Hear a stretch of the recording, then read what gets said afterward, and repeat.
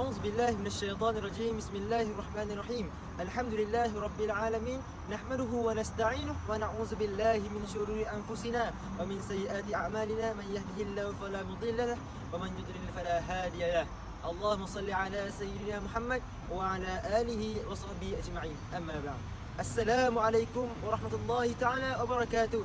أهلا وسهلا ومرحبا بكم إلى قناة العرض والقافية. كيف حالكم جميعا؟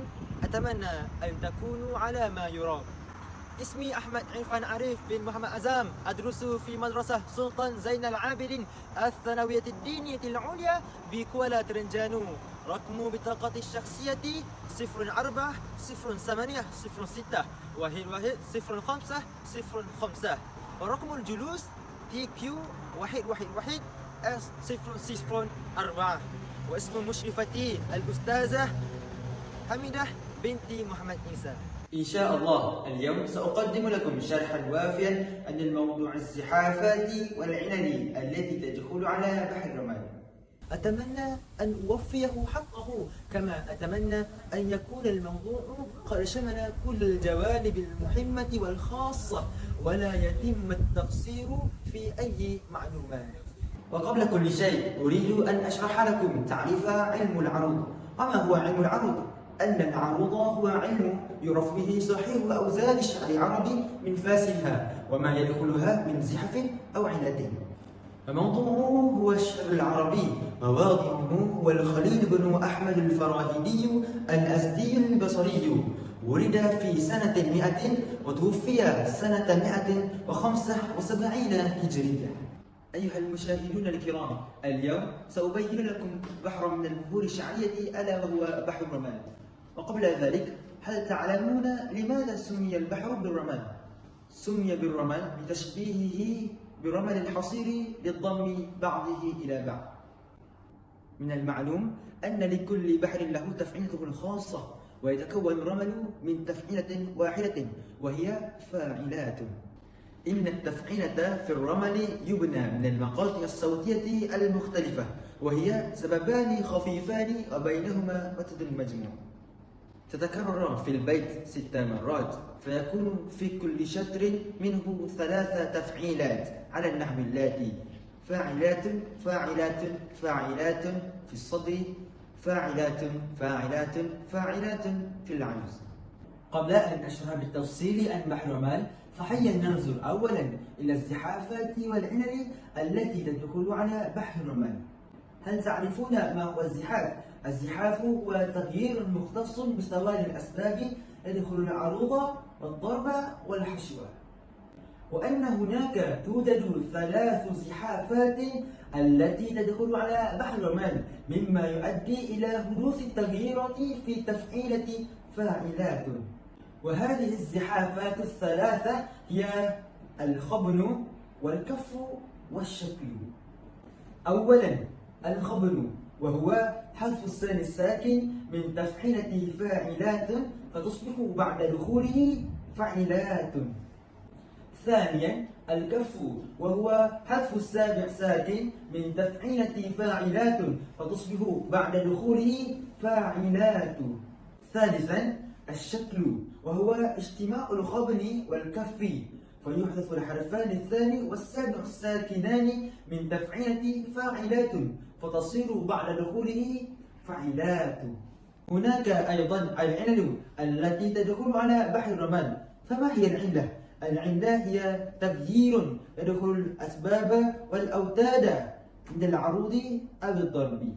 وهناك توجد 3 علل التي تدخل على بحر الرمال، مما يؤدي إلى حدوث التغييرات في تفعيلة فاعلات.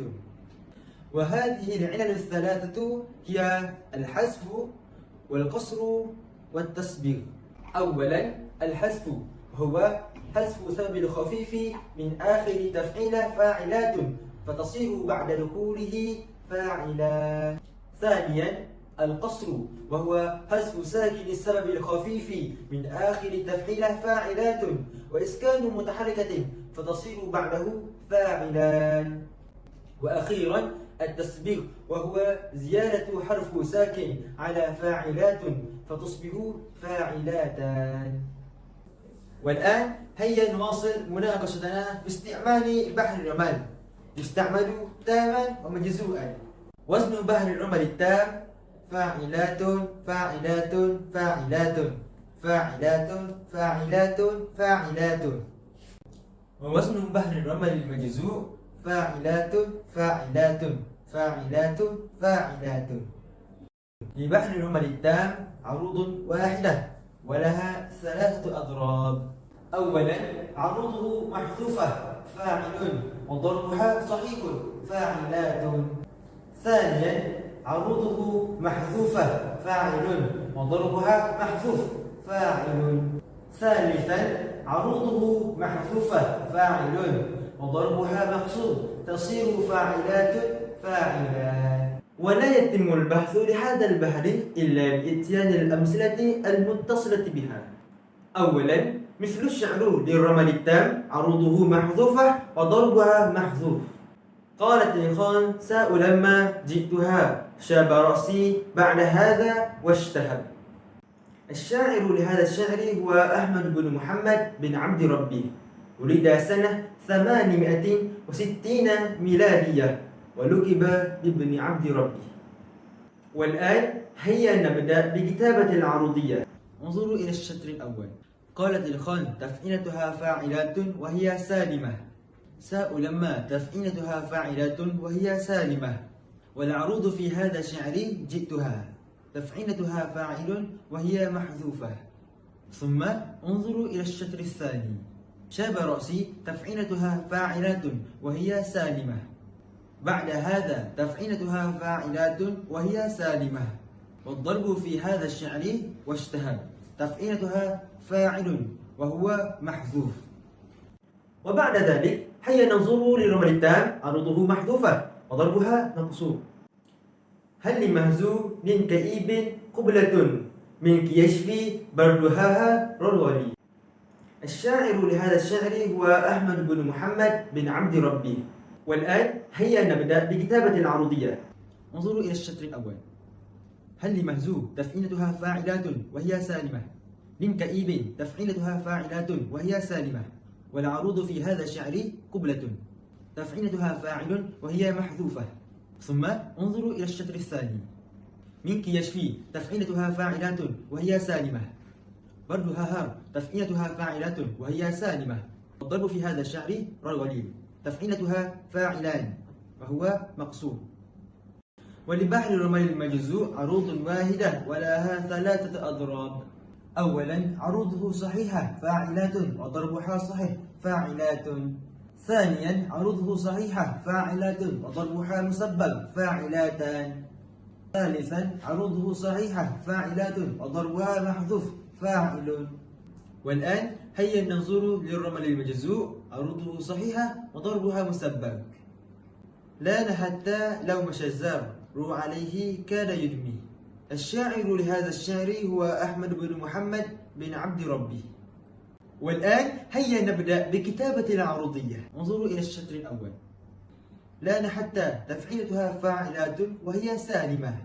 والعروض في هذا الشعر لو مشى الزار تفعيلتها فاعلات وهي سالمة.